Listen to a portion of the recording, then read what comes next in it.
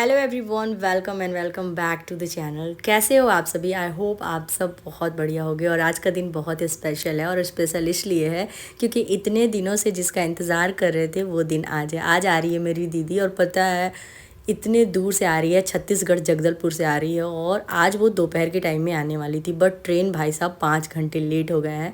Train में वो लोग भी परेशान हैं और घर पे मैं भी, क्योंकि ना मेरा बेटा सुबह से पूछ पूछ के मुझे परेशान कर दिया है, मम्मा मासी कब आएगी कब आएगी। और फाइनली दीदी रात के 8:30 बजे घर आई थी। स्टेशन पे वो 6:30 या अराउंड 6 o'clock में वो पहुंच गई थी, पर ट्रैफिक बहुत ज़्यादा थी क्योंकि सैटरडे को वो आ रही थी, और सैटरडे की इवनिंग में एज़ यू नो कि बैंगलोर में कितनी ट्रैफिक होती है। तो इंतज़ार करते करते शाम हो गया था, और मैं कर रही हूँ घर की मतलब शाम की आरती।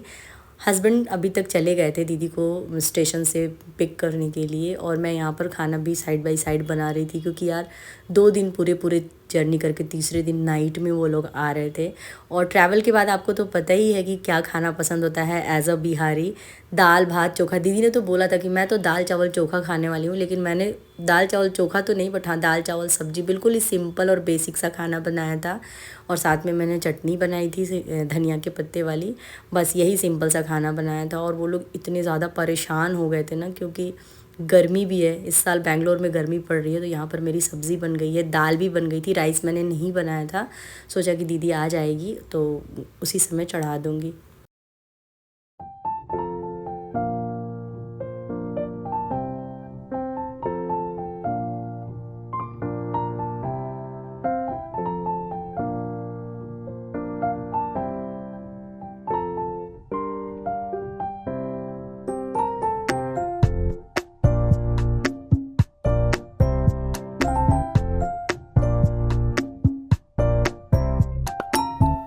बार बार मैं बालकनी में जाके देख रही थी कि शायद दीदी आ रही होगी, क्योंकि डुगू ना हर दूसरे मिनट बस यही पूछ रहा था, मासी कब आ रही है कब आ रही है।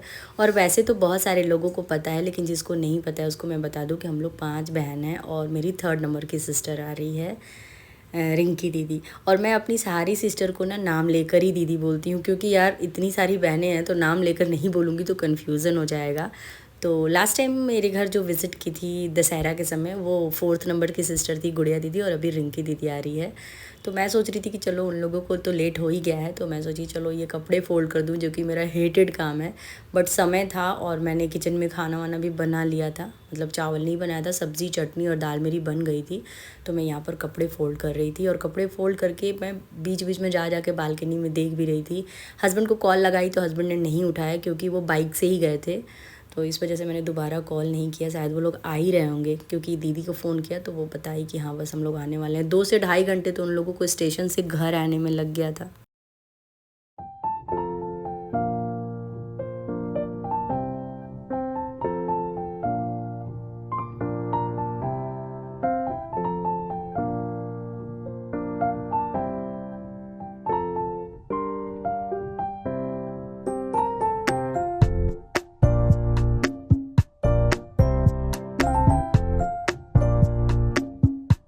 और इंतज़ार हुआ ख़त्म, और दीदी आ गई थी। और डुगू ने जैसे ही नीचे देखा ना कि दीदी आ गई है, तो वो फटाफट से नीचे गया। अभी उसमें ये मैनर्स आ गया है कि जब भी कोई आता है ना तो उसे बड़ा जैसा फ़ील होता है, और वो जाकर रिसीव करता है।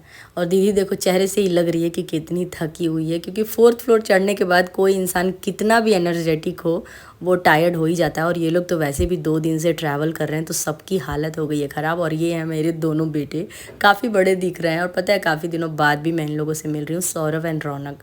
ब्लैक टी शर्ट रौनक है, छोटा भाई, और ये सौरभ है। वैसे दोनों में ना एज गैप सिर्फ 1 साल का है, बट बड़ा भाई जो है वो बाय नेचर और बाय बिहेवियर बहुत बड़े जैसे बिहेव करता है, और रौनक जो है वो बाय बिहेवियर अपने भाई से बेशक 1 साल छोटा है, पर बहुत चाइल्डिश है, बहुत बचकानी हरकतें करता है।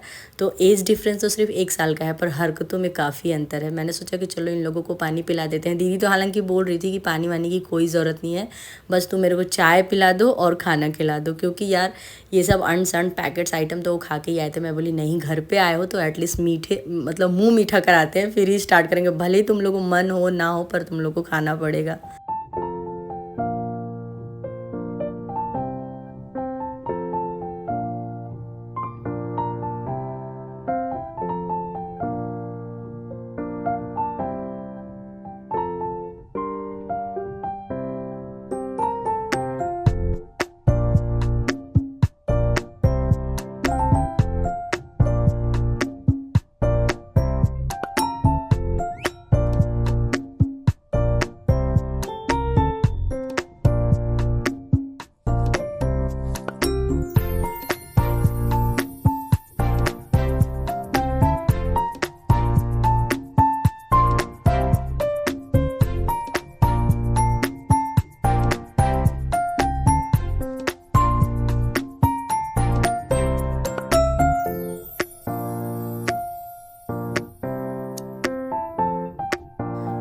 मैं बहुत ज़्यादा वंडर हो गई थी। लास्ट टाइम जब मेरी दीदी आई थी तो बेबी जो है ना काफ़ी टाइम ले ली थी उन लोग के साथ कंफर्टेबल होने में, पर इस बार ना जाके वो सिंपली जाके सौरभ के गोद में बैठ गई और वो इतना कंफर्टेबल हो गई थी बहुत ही कम टाइम में कि मुझे बड़ा मिरेकल लग रहा था।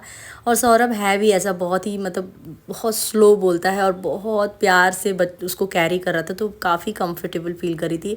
दीदी के साथ भी वो ऐसे हंस रही थी, दूर से स्माइल कर रही थी, पर उसके पास जा नहीं रही थी। सौरभ रौनक के पास वो ईजिली चली गई, जो कि थोड़ा सा शॉकिंग ज़रूर था क्योंकि बेबी ना खेलती सबके साथ है बट वो किसी के पास जल्दी जाती नहीं है। और कोल्ड ड्रिंक हो और मेरी बेबी ना पिए ऐसा बिल्कुल नहीं हो सकता। मेरे बच्चों को ये अनसन चीज़ें बहुत अच्छी लगती है। यहाँ पे सब लोगों ने नहा कर रिलैक्स हो गए हैं, खाना वाना भी सबको मैं खिला दी हूँ। और देखो यहाँ पर मतलब किस्सा थोड़ा उल्टा है। दीदी थक के आई है ट्रैवल करके, मतलब मुझे उसको थोड़ा सा पैम्पर करना चाहिए, पर मैं बोली नहीं यार, ये मौका भी हमेशा नहीं आता है। तो दीदी को बोली कि दीदी तुम मेरा थोड़ा सा सर दबा दो, तो दीदी बोली चलो दबा देते हैं। तो और मैं यहाँ पर अपनी दूसरी दीदी से बात कर रही हूँ, क्योंकि क्या होता है ना यार, आफ्टर मैरिज बहनों का मिलना it's like very impossible things, नहीं हो पाता है। कभी कोई आया, कभी किसी की टाइमिंग मायके में मैच नहीं हो पाती है, तो जब भी कोई सिस्टर आती है तो उस टाइम पे हम लोग और भी ज़्यादा बात करते हैं क्योंकि बहुत सारी बातें होती है। तो यहाँ पर भी डेफिनेटली हम कुछ फ़नी टॉपिक बात कर रहे होंगे, मुझे ऐसे तो याद नहीं है। और जब से ये दोनों भाई आए ना, सच बोलूँ ना, मैं बड़ा फ्री हैंड फील कर रही हूँ क्योंकि बेबी ना बस किसी ज़रूरत के लिए मेरे पास आती है, पर इन लोगों के पास मस्त इन्जॉय करती है, जिससे मैं बहुत लाइट फील करती हूँ। Good morning. और ये नेक्स्ट डे मॉर्निंग हो चुका है क्योंकि रात में फिर मैं कुछ ज़्यादा रिकॉर्ड नहीं की, चाय वगैरह हमारा हो गया है। और आपको तो पता ही है कि आजकल हम लोग गद्दे पे मतलब हॉल में ही सोते हैं। और ये देख लो भाई, ये तो लग रहा है कि अब मैंडेटरी हो चुका है। गुड़िया दीदी भी आई थी तो मैंने उससे अरबी के पत्ते मांगे थे और रिंकी दीदी से भी मांगे थे। तो रिंकी दीदी क्या की, सुबह ही में ही उठ के उड़द वगैरह पूरा उसको पेस्ट बना के और बोली कि नहीं, पत्ते ऑलरेडी 2-3 दिन पुराने हैं तो ये सूख ना जाए उससे पहले मैं बना देती हूँ। मेरा तो कोई भी मूड नहीं था क्योंकि मुझे लगा कि ये लोग थके हारे आए हैं और आज हमारा घूमने जाने का भी प्लान है। तो मैं बोली दीदी रख देते फ्रीज़ में, बाद में बनाएंगे। बट दीदी ने बोला कि नहीं, जब इतनी दूर से लाई हूँ तो तुम लोग को बना के खिला देती हूँ। मस्त दीदी बना रही थी, मैं बस उसकी हेल्पिंग हैंड थी, उसको हेल्प कर रही थी। और दीदी जो जो बोल रही थी बस उसके इंस्ट्रक्शन को फॉलो कर रही थी। और यार कितना मज़ा आता है ना ऐसे अपने सिस्टर्स के साथ। हालांकि जब दीदी की शादी नहीं हुई थी और उस टाइम मैं बहुत छोटी थी, मतलब काम वाम तो नहीं करती थी, तो आई थिंक फ़र्स्ट टाइम ही दीदी के साथ मैं किचन में काम कर रही हूँ। और बहुत मज़ा आ रहा था क्योंकि बहुत सारी बातें, पुरानी बातें कर रहे थे। कितना मज़ा आता है, मतलब क्या ही बताऊँ। आप समझ सकते हो इस चीज़ों को, आपके साथ भी ये रिलेटेबल होगा, रिलेट कर पा रहे होगे आप कि बहुत अच्छा लगता है। स्पेशली आफ्टर मैरिज सिस्टर से मिलना, इट्स लाइक वाओ।